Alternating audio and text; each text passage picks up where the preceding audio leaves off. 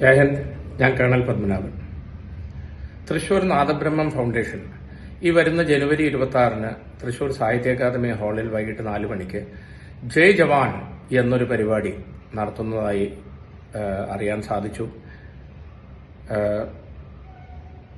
നമ്മുടെ രാജ്യത്തിന്റെ സുരക്ഷയ്ക്കായി ജീവത്യാഗം ചെയ്ത ജവാന്മാരെ ഓർക്കുകയും അവർക്ക് നന്ദി പ്രകടിപ്പിക്കുകയും അവരുടെ കുടുംബത്തിനോടുള്ള കൃതജ്ഞത രേഖപ്പെടുത്തുകയും അതുപോലെ നിരവധി ഓപ്പറേഷനുകളിൽ പങ്കെടുത്ത് വിരമിച്ച് ഇപ്പോൾ വിശ്രമജീവിതം നയിക്കുന്ന വിമുക്ത ഭടന്മാരെയും ആദരിക്കുന്ന ഈ ചടങ്ങ് നടത്തുന്ന നാദബ്രഹ്മം ഫൗണ്ടേഷന്റെ എല്ലാ ഭാരവാഹികളെയും ഞാൻ ആദ്യം തന്നെ അഭിനന്ദിക്കുന്നു, നന്ദി രേഖപ്പെടുത്തുന്നു. ഒരു വിമുക്ത ഭടൻ എന്നുള്ള നിലയ്ക്ക്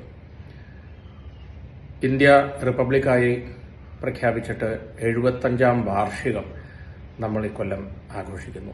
അതായത് 76-ാമത്തെ റിപ്പബ്ലിക് ദിനം. ഈ ദിനം തന്നെ അതിനായി തെരഞ്ഞെടുത്തത് ഏറ്റവും ഉത്തമമായി ഞാൻ കരുതുന്നു.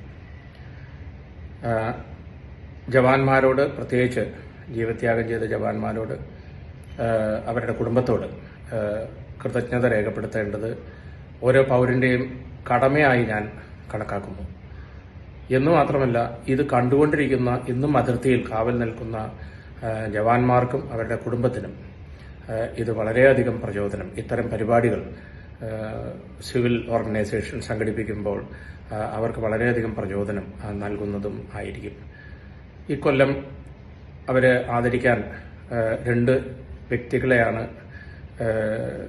തീരുമാനിച്ചിട്ടുള്ളത്. ആദ്യം തന്നെ കാർഗിൽ യുദ്ധത്തിൽ പങ്കെടുത്ത് വീരമൃത്യു വരിച്ച നമ്മുടെ നാട്ടുകാരൻ കൂടിയായിരുന്ന ലഫ്റ്റനന്റ് കേണൽ ആർ വിശ്വനാഥന്റെ ധർമ്മപത്നി ജലജ മാഡത്തിനെയും, അതുപോലെ 62 ചൈനീസ് യുദ്ധം, 65-71 ഇന്തോ പാകിസ്ഥാൻ യുദ്ധം, 3 യുദ്ധങ്ങളിൽ പങ്കെടുത്ത് വിരമിച്ച് ഇപ്പോൾ വിശ്രമജീവിതം നയിക്കുന്ന ഏകദേശം 85 വയസ്സുള്ള ദേവസി ചേട്ടൻ, അവരെ 2 പേരെയുമാണ് ആദരിക്കുന്നത്. വീരമൃത്യു വരിച്ച ലഫ്റ്റനന്റ് കേണൽ വിശ്വനാഥന് രാജ്യം വീർ ചക്ര നൽകി ആദരിച്ചിട്ടുണ്ട്.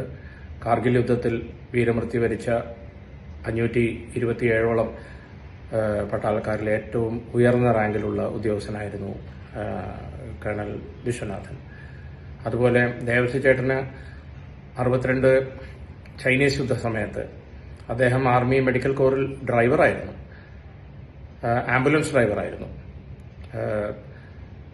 സിക്കിം ബോർഡറിൽ യുദ്ധം നടക്കുന്ന സമയത്ത് അതിനിടയിലൂടെ പരിക്കേറ്റ 6 ഇന്ത്യൻ ജവാന്മാരെ ഒറ്റയ്ക്ക് ഒരു ആംബുലൻസിൽ 40ഓളം കിലോമീറ്റർ സഞ്ചരിച്ച് ഗാങ്ടോക്കിലുള്ള സൈനികാശുപത്രിയിൽ എത്തിച്ചതിന് അവർ 6 പേരും ഇവിടെ എത്തുമ്പോഴേക്കും മരിച്ചുപോയിരുന്നു. അദ്ദേഹത്തിന് മെൻഷൻ ഇൻ ഡിസ്പാച്ചസ് എന്ന് പറയുന്ന വളരെ ഉയർന്ന ധീരതയ്ക്കുള്ള പുരസ്കാരം നൽകി രാജ്യം ആദരിച്ചിട്ടുള്ളതാണ്. ഈ യുദ്ധത്തിൽ പങ്കെടുത്ത ആളുകൾ, അതുപോലെ വീരമൃത്യു വരിച്ചവരുടെ കുടുംബങ്ങൾ, ഇവരുടെയൊക്കെ സാന്നിധ്യത്തിൽ ഒരു കുറച്ച് നിമിഷങ്ങൾ ചെലവഴിക്കുക എന്ന് തന്നെ വളരെ വളരെ വലിയൊരു കാര്യമാണ്.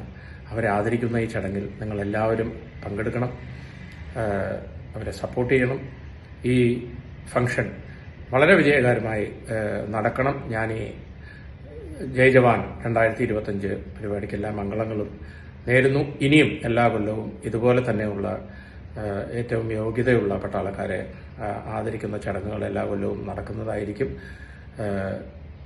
എന്തായാലും ഈ പരിപാടി നടത്താൻ തീരുമാനിച്ച നാദബ്രഹ്മം ഫൗണ്ടേഷൻ ഒരിക്കൽ കൂടി അഭിനന്ദിച്ചുകൊണ്ട് നിർത്തട്ടെ. ജയ് ഹിന്ദ്.